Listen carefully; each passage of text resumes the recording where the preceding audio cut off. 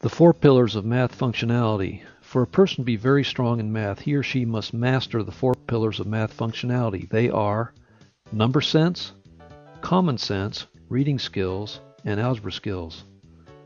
Let's first take a look at number sense. Number sense is taught in the elementary school and middle school level in the United States. Unfortunately, a great many are deficient at this basic skill, and unremediated, the lack of this skill can make a wreck of a person's opportunities. Here are a few examples. A person must know that this number, 1.75, is equal or equivalent to the mixed number 1 3/4, which is equal to or equivalent to the improper fraction 7/4, which is equal to or equivalent to 175%. Do these numbers seem the same to you? For a person with functional number sense, these numbers look and seem the same. Let's look at another example of number sense. Here we have 3 minus negative 3. Some people might say the answer is 0 or even negative 6. But really the answer is 6, as in positive 6. We'll not go into why here, but with this skill lacking, a person will not be able to use the simple and essential formulas of algebra and geometry, such as the slope, distance, and midpoint formulas properly, as well as a host of other applications.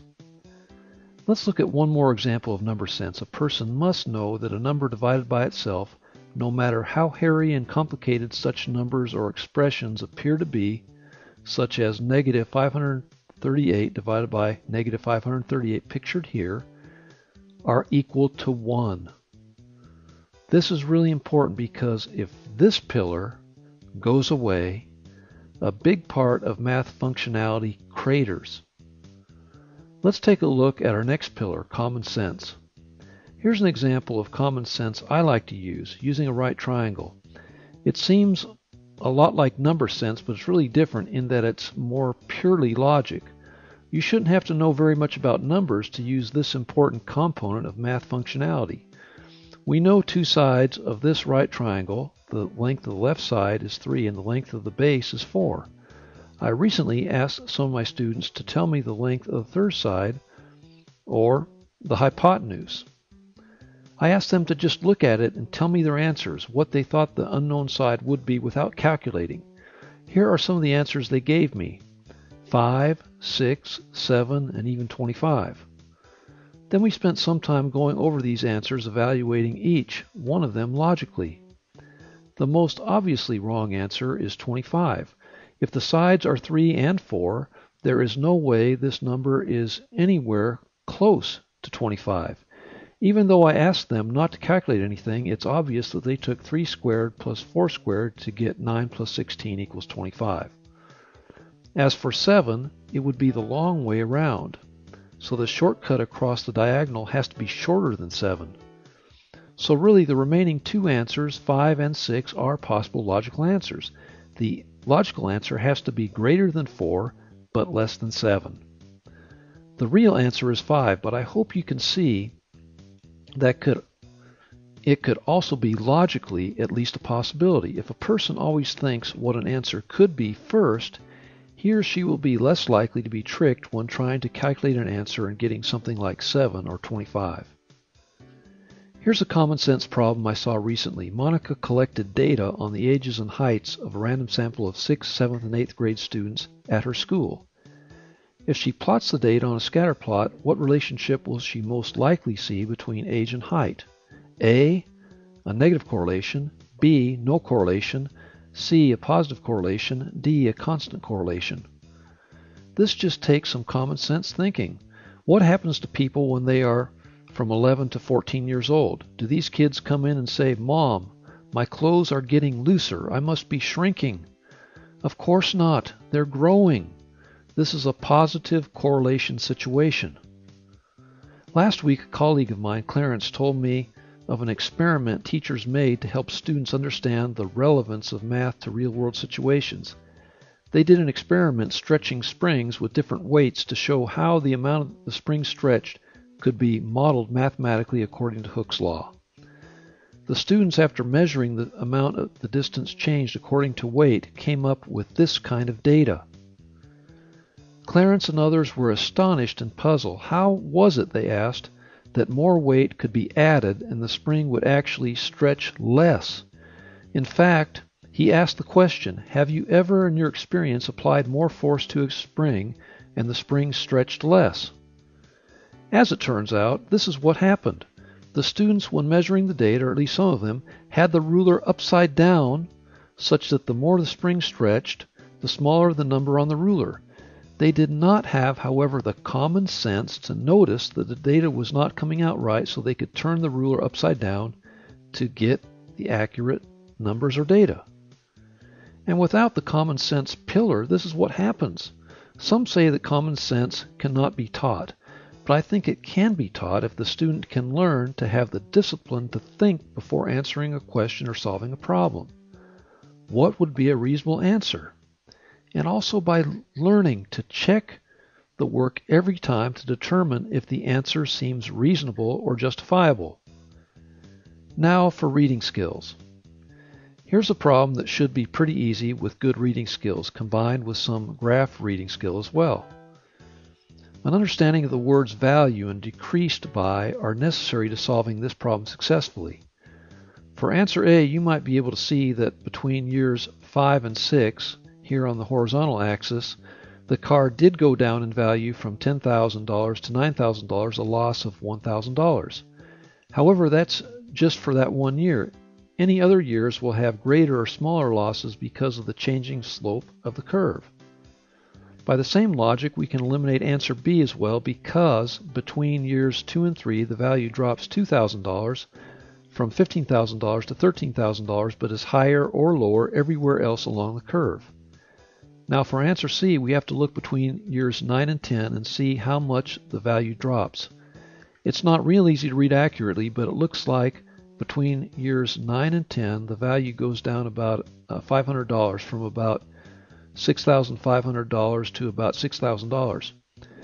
We already saw that between years 2 and 3, the value went down $2,000, so we eliminate answer C as well. Finally, we look at answer D, between year 0 and year 1, and see that the value goes down from about $21,000 to about $18,000, a loss of $3,000 in value. Since that's the largest value drop seen on the graph, the steepest part of it, we circle D, the correct answer.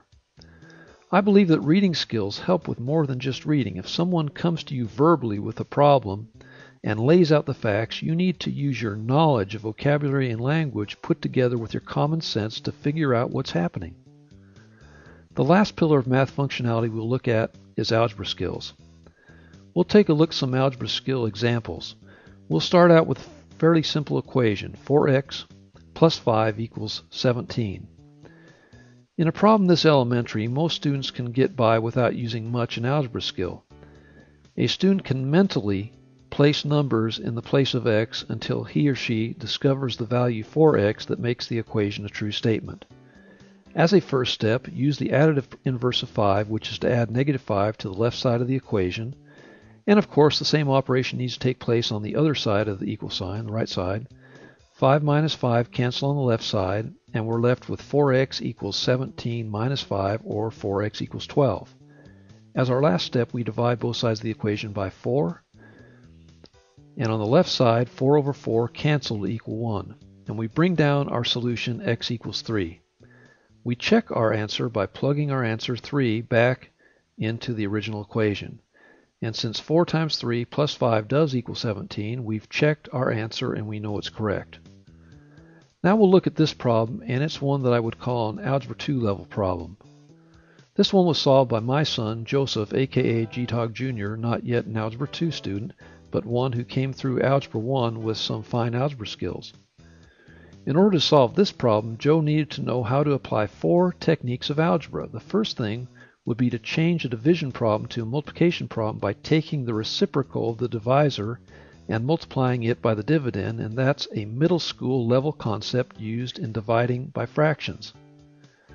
And this boxed in part of the expression is the thing we take the reciprocal of by flipping the numerator and the denominator, and this is what it looks like flipped over and multiplied. The second thing he needed to know was how to factor a perfect square trinomial. And here is that perfect square trinomial which factors out to quantity x plus 5 times quantity x plus 5. And here it is factored out in the denominator. Thirdly, he needed to know how to factor using the difference of squares method. This second degree binomial factors out to quantity x plus 4 times quantity x minus 4. And here in the numerator is the factored form using the difference of squares. And finally, he needed to apply the principle of algebra that any expression divided by itself is 1, and thus they cancel each other out.